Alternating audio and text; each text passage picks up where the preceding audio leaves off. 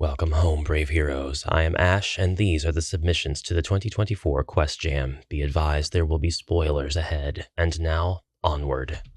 Epic Battle by Rob Monder. An epic battle between good and evil. The heroes must defeat the Dread Sorcerer to win. This is a quest for 2 players, 1 hero player and 1 Zargon player.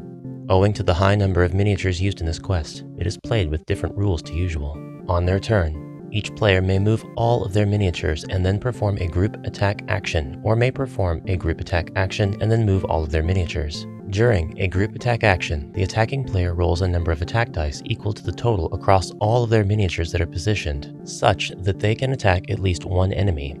For example, a melee attack against an adjacent enemy or a ranged attack against an enemy within line of sight. Then, the defending player rolls a number of defend dice equal to the total across all miniatures that are positioned such that they are vulnerable to attack by at least 1 enemy. The attacking player may allocate all unblocked hits as they please among the enemy miniatures that are vulnerable to attack. Instead of their normal operation, hero spells and skills may be used to add or subtract attack or defend dice, as agreed by the players in the moment. This quest is balanced for a team of 4 or more heroes having a total of 15 attack dice, 20 defend dice, and 30 body points. This is a pretty cool notion for a quest, going ahead and taking it into the wargaming territory right off the bat, and I'm glad that I started with this one because it really kicks the gate open. In fact, it kicks multiple doors at the same time open, literally.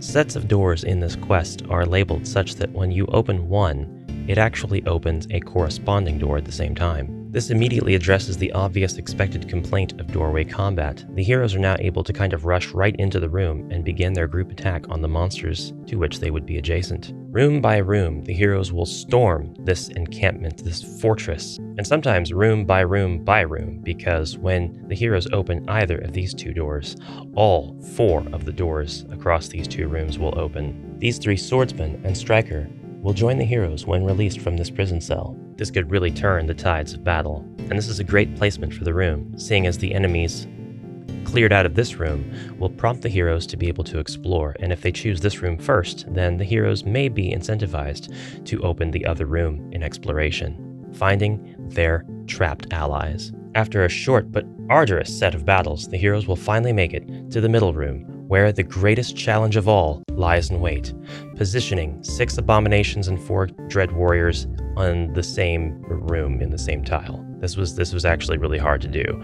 I don't think I've ever encountered a battle that was harder in all of my time playing HeroQuest. The Dread Sorcerer has unlimited uses of the Summon Undead Dread spell. The number of miniatures summoned in a turn is limited by the number of spare miniatures available and the number of empty spaces adjacent or diagonally adjacent to the Dread Sorcerer. The quest goes on to specify the stats of the Dread Sorcerer. All in all, I think this is a fantastic door buster, icebreaker. Now, the quest notes do sort of go on to specify for whom the quest is balanced. It does give you very precise numbers. I think this is probably the team of heroes that the playtester went through and successfully finished and probably thought, you know what, that was a pretty good time. It's not a strict requirement, it's just telling you for whom the quest is balanced. Still, that means it's very interesting to tackle this quest with a number of other party configurations that don't quite meet these numbers to see if your party can survive this epic battle. Thank you, Rob, for your epic submission to the Quest Jam.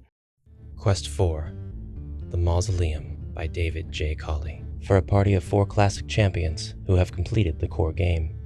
Heroes, you are challenged with a fearsome task. Grimlock the Dreadful, Orc General of Zargon's Eastern Forces, is entombed in a mausoleum guarded by vile beasts. What is more, the keep in which the mausoleum is housed is none other than Xandalith, refuge of undead sorcerer Kalameg. Grimlock and Kalameg partnered in spreading destruction and torment on the peoples of the East and North in ages past. Humans and dwarves suffered much at their hands.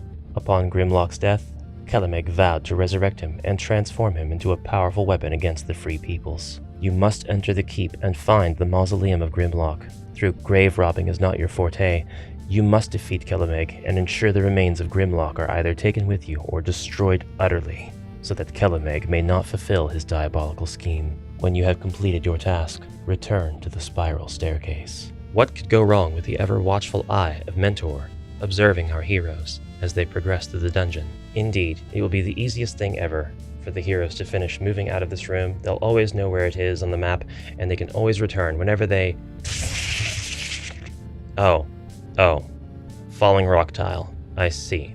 That's going to happen. Alright, so now the heroes have to look for an alternate route out of here, and that's once they have found the remains of Grimlock. I actually really enjoyed this quest. There are a lot of different enemies, but they're all spread out. There are a lot of different rooms used, but they're not all filled to the brim with features. Then again, there are spikes in difficulty, but these are happening along the way during exploration and not necessarily stacked one after the other. This to me is very much a classically designed HeroQuest quest. And something that I find I appreciate more and more is bits of storytelling told by the environment itself. The image of a dread sorcerer in front of an alchemist table, the outside of the room being guarded by undead. This to me makes sense. It tells a story, it paints a picture. What kind of story? Well, that's up for you to interpret. I won't spoil how to get to the center room, but for those of you who make it there, good luck. I'm sure you'll be able to take these remains, which are totally inanimate and not threatening to you in any way, and make sure that they are disposed of properly. Perhaps there's a recycling bin around here somewhere that... There's nothing in the sarcophagus. Well, at least we're alone, safe in this room. You bleed and eat it. Why do you gotta keep jinxing us like that? Part of a greater campaign that I now have to get my hands on. I thank you very much, David, for this epic quest submitted to the jam.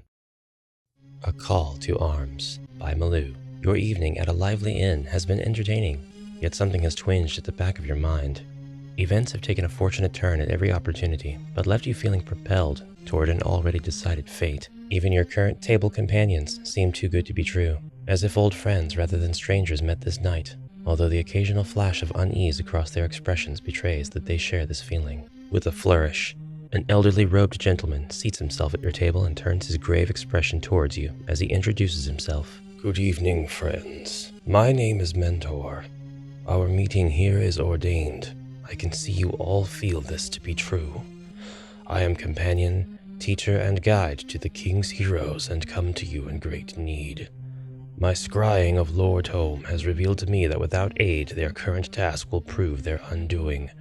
And so it is I have scoured the strands of fate for glimpses or shadows of those who can aid them.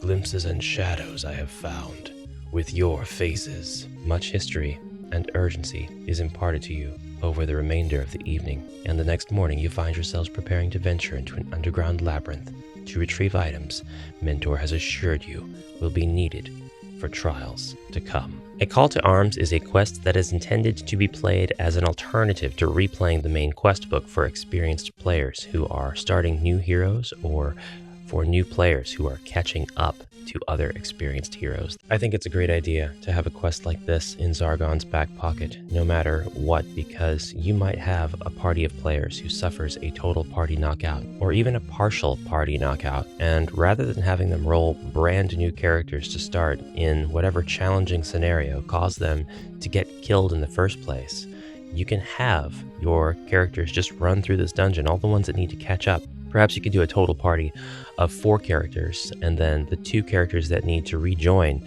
the current heroes can go ahead and do that, while the other 2 heroes that your surviving players are playing as alternatives can be sort of in their back pocket whenever their characters face a sudden tragic demise. I didn't want to spoil how to get to the upper left quadrant of the board, but I had to include this sleeping dread warrior in the chair in front of the fireplace. He's just having a great time, having a little doze, having a little snooze. It sure would be a shame if some heroes came in here, busted in, and then busted him up.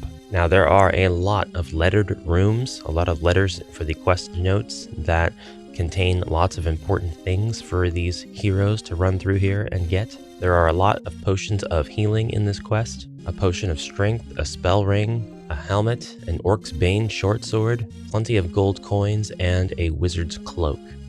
Lots of really good stuff to really catch your heroes back up. So thank you, Malou, for this awesome quest. To play these quests and the other epic quests submitted to the 2024 Quest Jam, please visit the link in the description below. Now onward, brave heroes.